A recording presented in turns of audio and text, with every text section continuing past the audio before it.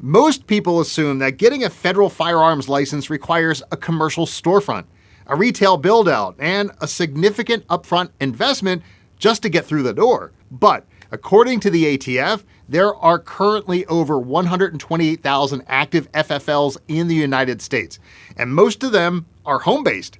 The ATF approves more home-based dealer licenses every year than it does commercial retail locations. The storefront is optional. The license is what matters. Hey there, I'm Ron with TacticalPay, and today we're walking through a 6-step startup checklist for getting your FFL, from confirming eligibility all the way through your first legal transfer. Let's go.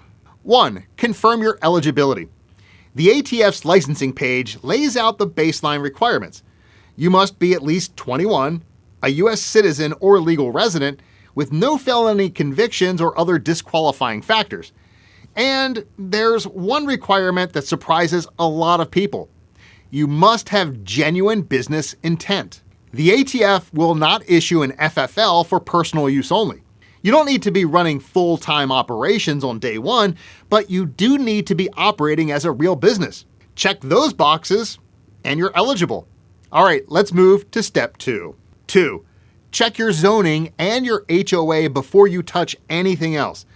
This is the step most first-time applicants skip, and it's the single most common reason home-based applications stall or fail. Some municipalities prohibit commercial activity in residential zones entirely.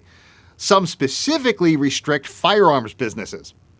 HOA rules can add another layer on top of that. Now here's the honest framing, and this comes straight from the ATF's own application instructions. State and local laws vary, and they can add requirements, zoning restrictions, local permits, additional approvals on top of the federal process. The ATF even tells applicants directly to contact their state and local authorities before submitting. And they keep your application fee if local zoning turns out to be a problem. So contact your local zoning office. Ask specifically whether a firearms dealer business is permitted at your address and get the answer in writing. And before you spend any money or file anything, make sure you talk to an attorney licensed in your state. Local requirements vary more than most people expect. Now, your third step to getting licensed, and you'll want to have this in place before your ATF application anyway, is to set your business foundation. Most new dealers form an LLC. It separates your personal assets from your business liabilities, which matters in a regulated industry. You'll also need an EIN from the IRS, which is your business tax ID, for your bank account, your merchant account application, and your ATF paperwork. Open a dedicated business bank account as soon as your entity is formed. Separate personal and business finances from day one. It just makes everything downstream cleaner. Now, step 4 is the center of this whole process: completing and submitting ATF Form 7. The ATF's Form 7 instructions walk through exactly what goes in the package.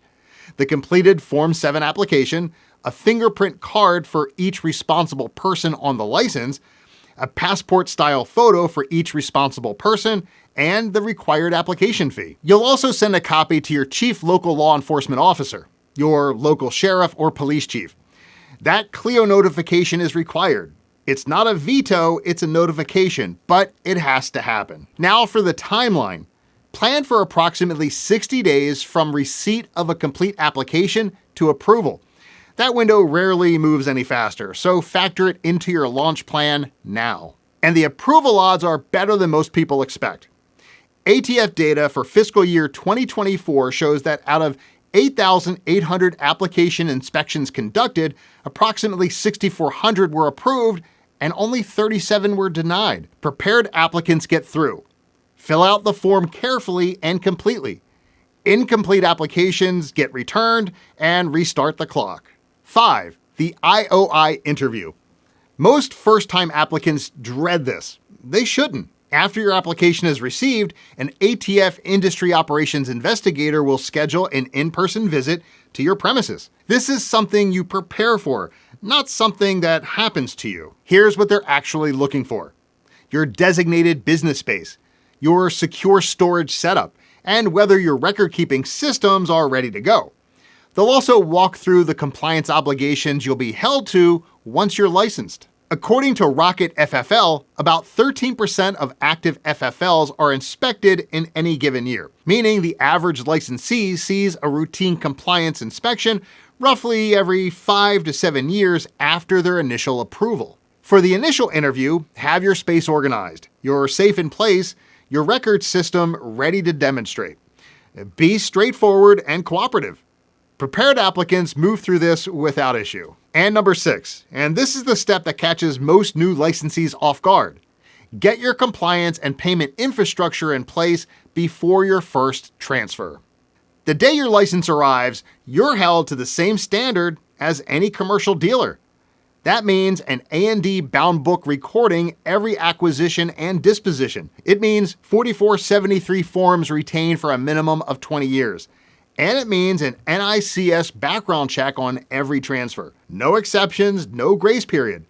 Get those systems built before day one, not after your first sale. The other piece that catches new FFLs off guard is payment processing.